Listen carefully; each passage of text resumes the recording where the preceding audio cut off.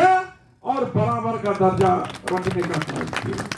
ये जो जितनी भी आपको मिल रही है, सरकार दे रही है, आवास माने घर का अधिकार, पढ़ाई का अधिकार, आपको उससे पहले न संपत्ति रखने का अधिकार था, न कोई जो है कि आपको आवाज उठाने का अधिकार था, अभिव्यक्ति का अधिकार नहीं था। ये सारे अधिकार आपके संविधान में बाबा साहब भीमराव अम्बेडकर ने दिया।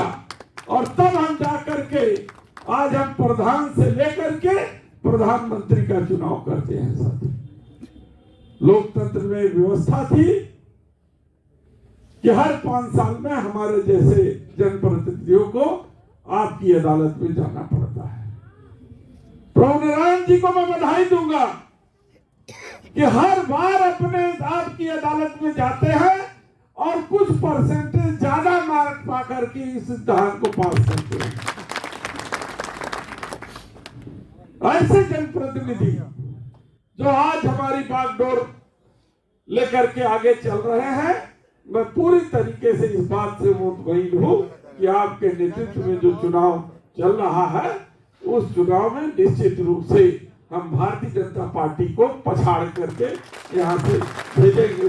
अखिलेश यादव वीरेंद्र सिंह जिंदाबाद, अखिलेश यादव वीरेंद्र सिंह जिंदाबाद, अखिलेश यादव प्रभु नारायण जिंदाबाद जिंदाबाद। साथियों, मैं आपको याद दिलाना चाहता हूँ, जिस संविधान में छूत अछूत के भेदभाव को खत्म किया, जिस संविधान ने बराबरी का दर्जा दिया, उस संविधान को पहली बार उत्तर प्रदेश की धरती पर सर्वसार किया तो ये भारतीय जनता पार्टी ने किया। क्योंकि जिस दिन हमारे राष्ट्रीय अध्यक्ष ने 4 कालिदास को खाली किया, उस दिन उस कालिदास को गंगा जल से धोया गया। ये इतना बड़ा नीच काम अगर कोई करने वाला है तो भारतीय जनता पार्टी करने वाली है। महाभारत के युद्ध में कृष्ण सारथी का काम किए। अर्जुन ने तो केवल गीता का उपदेश आप पढ़ लीजिए, अर्जुन ने तो अपना कर्म किया। तो हम भी बस हाथ जोड़े के काम करते, रथ तो यह आकत है।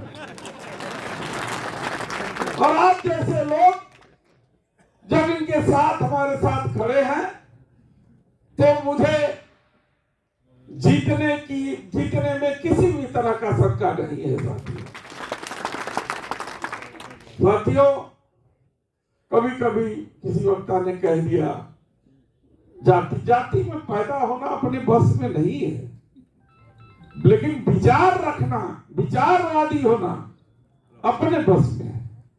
यह भी ध्यान रखना चाहिए कि जिस आरक्षण की लड़ाई हम लोग लड़ रहे हैं, उस आरक्षण में मंडल आयोग की सिफारिश लागू करने वाला विश्वनाथ प्रताप सिंह थे और किसी की हिम्मत नहीं थी कि वो मंडल आयोग लागू कर सके। विश्वनाथ प्रताप सिंह। और दूसरी लड़ाई आपको लड़नी है, ये जो पीडीए का गठबंधन हो रहा है, उस समय तो विश्वनाथ प्रताप सिंह ने कर दिया आपको 27%, लेकिन जब माननीय अखिलेश जी ने जनगणना की मांग की और जाति जनगणना की मांग की और पीडीए के माध्यम से एक आवाज उठाई कि जिसकी जितनी संख्या भारी उसकी उतनी हिस्सेदारी। और इस बात पे जब बिहार की सरकार शुरू की तो बिहार सरकार को रोकने के लिए अदालत में कौन गया? भारतीय जनता पार्टी गई, उस पर स्टे लेकर के आई कि आपकी गिनती ना हो सके। क्योंकि जिस दिन आपको मालूम हो जाएगा कि हमारी संख्या इतनी है, आप अपने अधिकार की मांग करेंगे और ये सरकार आपके अधिकार को देना नहीं चाहती। साथियों, लेकिन अभी राहुल गांधी ने कहा है, किसी भाषण में कहा है कि हम जाति जनगणना कराएंगे और उनके अधिकार को देंगे, जरूरत पड़ेगी तो आरक्षण की सीमा बढ़ाएंगे। ये उल्टी गिनती शुरू कर रही है, ये आपको पीछे ले जाना चाहती है। अंग्रेजों के जमाने में जो बर्ताव अंग्रेज हमारे साथ करते थे, आज वही कानून ला करके उसी बर्ताव की तरफ, उसी विचारधारा की तरफ वो ले जा रहे हैं। आपको याद होगा कि सैकड़ों साल अत्याचार अंग्रेजों ने किया और हमारे देश के वीर सपूतों ने अपनी कुर्बानी देकर के हमारे देश से उन्हें भगाया और इस देश को आजाद किया। भारतीय जनता पार्टी आज हिंदू मुस्लिम करती है, लेकिन शायद उनको याद नहीं कि एक तरफ जब सरदार भगत सिंह, चंद्रशेखर आजाद जैसे लोग कुर्बानी दे रहे थे, तो बिस्मिल और अशफाक उल्लाह खान जैसे मुसलमान साथी भी उसी कुर्बानी के हिस्सेदार थे। और वो लोग आज देश के सबसे बड़े अपने को देशभक्त मानते हैं, जिनका कोई रोल ही नहीं था। प्रोफेसर साहब लोग बैठे हैं, ये जानते होंगे और बताएंगे आपको, या जानते भी होंगे, और आप सब भी जानते हैं कि आजादी की लड़ाई में जब आजाद हिंद फौज का गठन सुभाष चंद्र बोस जी, जो हमारे वीर स्वतंत्रता संग्राम सेनानी थे, वो गठन कर रहे थे और लड़ाई के लिए अंग्रेजों से मोर्चा लेने की बात कर रहे थे, उस समय भारतीय जनता पार्टी के तमाम बड़े नेताओं, जो जिनको ये लोग अपना आका मानते हैं, वो अंग्रेजों के समर्थन में भारतीय बच्चों को, बेरोजगार बच्चों को उनके साथ भर्ती कर रहे थे कि तो भारतीय के विरुद्ध लड़ो। ये इतिहास में है। माफी किसने मांगी थी? माफी का पूरा रिकॉर्ड है। इतिहास बदलना चाहते हैं ये लोग।